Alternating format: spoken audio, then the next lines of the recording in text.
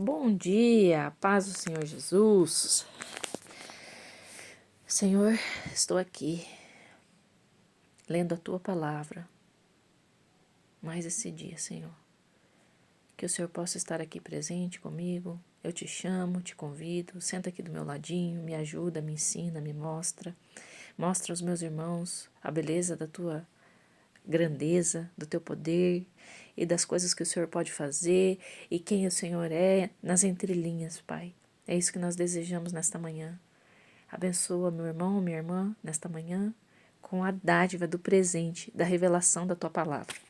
Em nome do Senhor Jesus, amém. No capítulo anterior, nós vimos que o rei Acasias ficou doente, mandou consultar Baal-zebub. Elias interveio, questionou ele, perguntou se não tinha Deus em Israel para ele consultar outros deuses. Profetiza sua morte, ele acaba morrendo. Depois Elias é levado ao céu na carruagem de fogo. Eliseu recebe a unção de Elias e continua o ministério. Em Atos dos Apóstolos, Pedro e João são interrogados e eles dizem que não tem nada a esconder, que tudo foi feito por Jesus, o mesmo que eles rejeitaram. Amém? Segunda Reis, capítulo 3 e capítulo 4. Eliseu respondeu: Assim como vive o Senhor dos Exércitos, os anjos a quem sirvo, não fosse pelo respeito que tenho a Josafá, rei de Judá, não perderia tempo com vocês, mas traga-me um arpista. Enquanto o arpista tocava, o poder de Deus veio sobre Eliseu, e ele profetizou assim: Assim diz o Senhor: Façam covas em todo este vale. Vocês não ouvirão o vento, nem a chuva, mas o vale se encherá de água. Pelas suas tropas e seus animais bebam à vontade. Isso é fácil para Deus. Ele também entregará Moabe em suas mãos, e vocês devastarão a terra dele. Destruirão as fortificações e arruinarão as cidades. Derrubarão os pomares, entupirão as nascentes e destruirão as lavouras com pedras. De manhã, na hora do sacrifício, a água já tinha chegado, e vinha do oeste de Edom, como enxurrada, inundando o vale. A essa altura, todos em Moabe souberam que os 3 reis tinham se unido para atacá-los. Todos os homens capazes de manusear a espada foram convocados para lutar e se puseram na fronteira. Eles estavam prontos logo cedo, quando a luz do sol brilhou sobre a água de onde os moabitas estavam. O reflexo da luz solar na água parecia sangue. Eles gritaram: Sangue! Vejam, é sangue! Os reis devem ter lutado um contra o outro. Deve ter sido um massacre. Vamos saqueá-los, pessoal. Quando Moabe soube, entrou no acampamento de Israel. E os israelitas estavam preparados e começaram a matar os moabitas, que tentaram fugir, mas os israelitas corriam atrás deles e os eliminavam. Israel arrasou a cidade, destruiu as lavouras com pedras, entupiu as nascentes e derrubou os pomares. Só Kir-Hareset, a capital, ficou intacta. Mas não por muito tempo, os israelitas sitiaram e atacaram com pedras. Quando o rei de Moabe percebeu que não tinha chances, chamou os 700 homens que lutavam com espada para atingir o rei de Edom, mas eles não conseguiram. Depois, ele pegou seu filho mais velho, que seria seu sucessor, e sacrificou-o sobre o muro da cidade. Com isso, os moradores ficaram revoltados com os israelitas, e Israel retrocedeu e voltou para casa.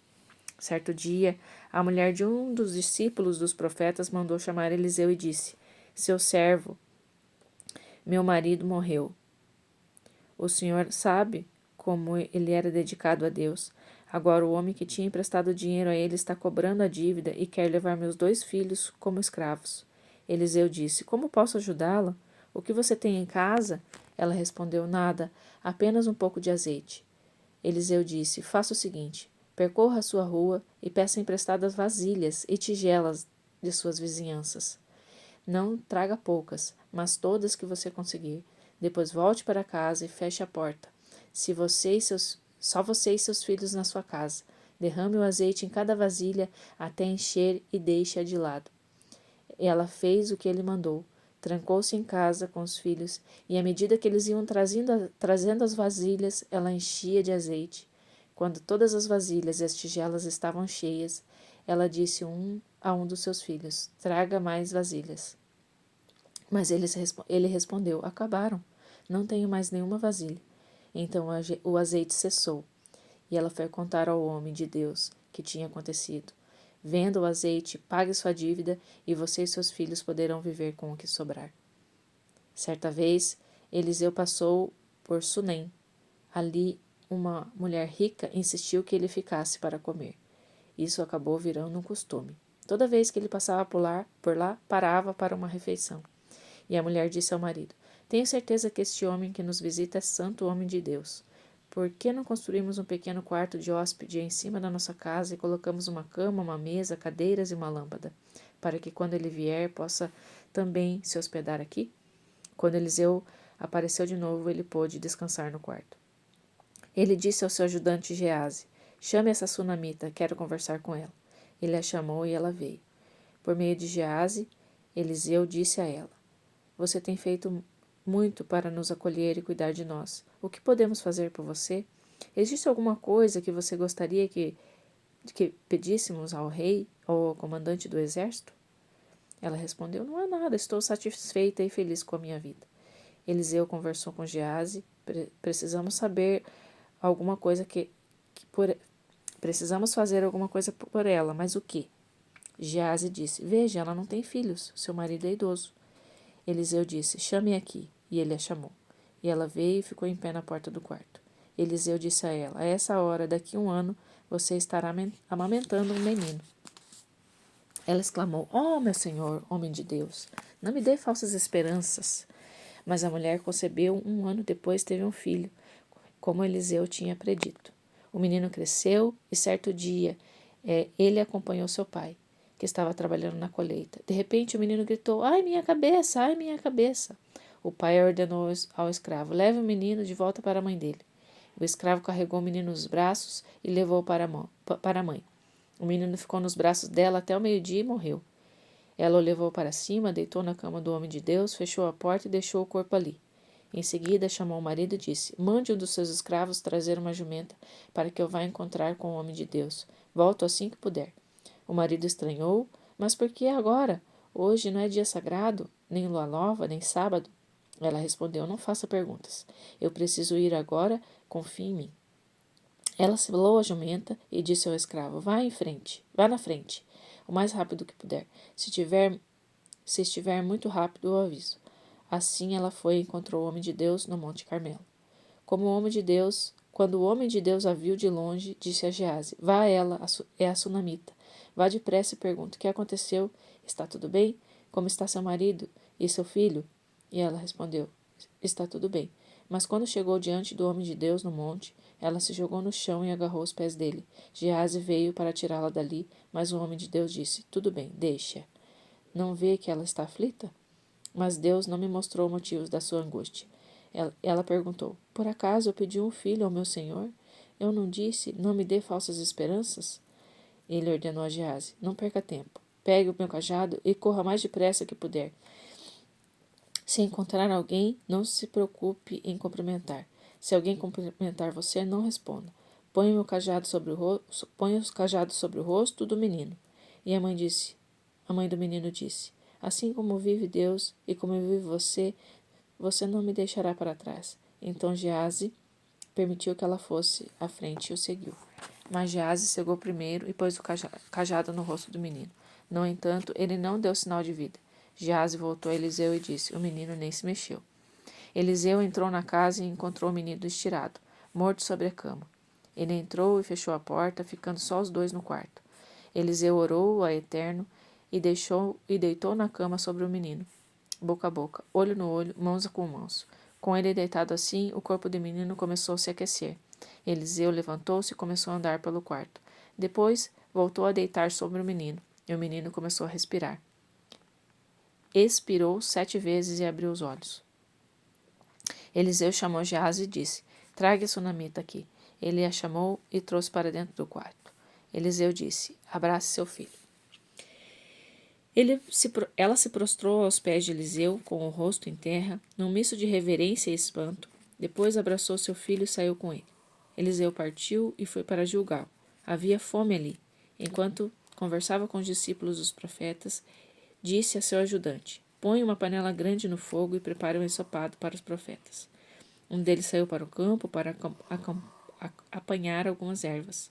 Ele apanhou uma trepadeira de frutas silvestres, apanhou os frutos e encheu a capa com eles. Voltou, cortou-os e misturou no ensopado, mesmo que ninguém soubesse que tipo de planta era. Quando ficou pronto, o ensopado foi servido para os profetas, e eles começaram a comer, mas gritaram: esta comida está contaminada, ó homem de Deus, ninguém mais pode comer. Eliseu pediu: dê-me um pouco de farinha. Ele jogou a farinha no ensopado. Em seguida ordenou: agora sirvam aos homens. Eles comeram e passaram bem. Não havia mais problema algum com o ensopado. Certo dia, um homem chegou a Baal Salisa. Estava trazendo 20 pães frescos assados com grãos do início da colheita e algumas maçãs para os homens de Deus.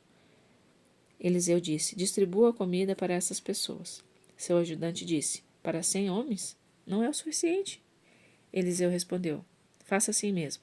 Deus diz que será o suficiente. De fato, foi o bastante. Ele serviu comida e eles comeram e ainda sobrou. Atos dos Apóstolos, capítulo 4 e capítulo 5.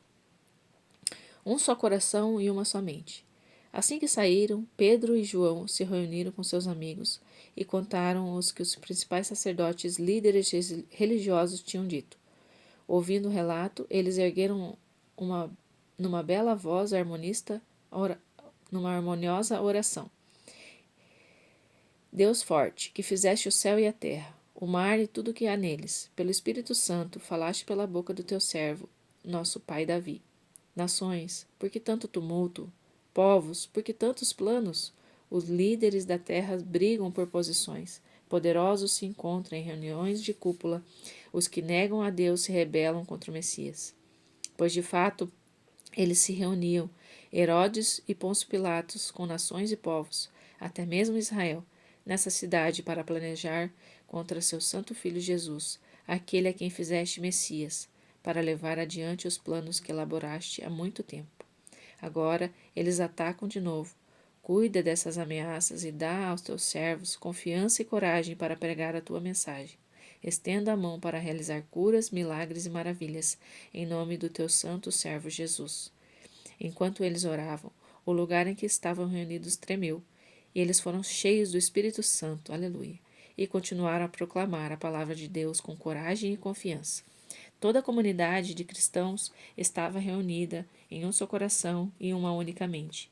Então, eles não alegavam direito de propriedade nem do que era deles. Ninguém dizia: isto é meu, é de ninguém mais. Eles compartilhavam tudo. Os apóstolos davam testemunhos poderosos da ressurreição de Jesus, e a graça repousava sobre todos eles. Além disso, ninguém do grupo passava necessidade, pois os que possuíam campos ou casas vendiam suas propriedades e entregavam dinheiro da venda aos apóstolos como ofertas. Os apóstolos, por sua vez, distribuem esses recursos de acordo com a necessidade de cada um. José, que os apóstolos chamavam Barnabé, significa filho da consolação, levita na cidade de Chipre, vendeu sua propriedade que possuía e trouxe o dinheiro e entregou como oferta aos apóstolos. Mas um homem chamado Ananias, com a conivência da esposa Safira, vendeu uma propriedade e guardou parte do valor da venda para si. Em seguida, entregou o restante aos apóstolos como oferta. Mas, inesperadamente, Pedro lhe disse: Ananias, como você permitiu que Satanás o levasse a mentir ao Espírito Santo, escondendo parte do dinheiro da venda da propriedade? Antes de vendê-la, tudo era seu. Depois que a vendeu, poderia ter gasto o dinheiro como quisesse. Como foi cair nesta armadilha? Você não mentiu aos homens, mas mentiu a Deus. Assim que ouviu essas palavras, Ananias caiu morto, e todos que os ouviram a conversa ficaram apavorados. Em seguida, alguns jovens levaram o corpo e sepultaram. Salmos capítulo 78, do 9 ao 16. Os eframitas, armados até os dentes, fugiram quando a batalha começou. Eles se acovardaram no cumprimento da aliança com Deus. Recusaram-se a caminhar por sua palavra. Eles se esqueceram do que haviam feito, das maravilhas realizadas bem diante dos seus olhos, de como ele realizou milagres à vista de seus pais, no Egito, nos campos de Zoã, de como ele dividiu o mar e caminharam através dele, juntando as águas à direita e à esquerda, de como ele os conduziu de dia com uma nuvem a noite inteira com tocha de fogo, de como ele fendeu a rocha no deserto e deu a eles toda a água disponível em fontes subterrâneas, de como ele fez riachos fluir da rocha fina e a água brotar como um rio. Aleluia. Pai amado, Pai querido, eu quero trazer aqui para o teu povo a palavra de Eliseu, onde ele multiplicou o azeite da botija. Que hoje, Pai, o teu Espírito seja esse azeite que nós tanto precisamos e que não seque das nossas botijas, não seque da nossa vida a presença do teu Espírito, porque tu és tudo o que nós precisamos.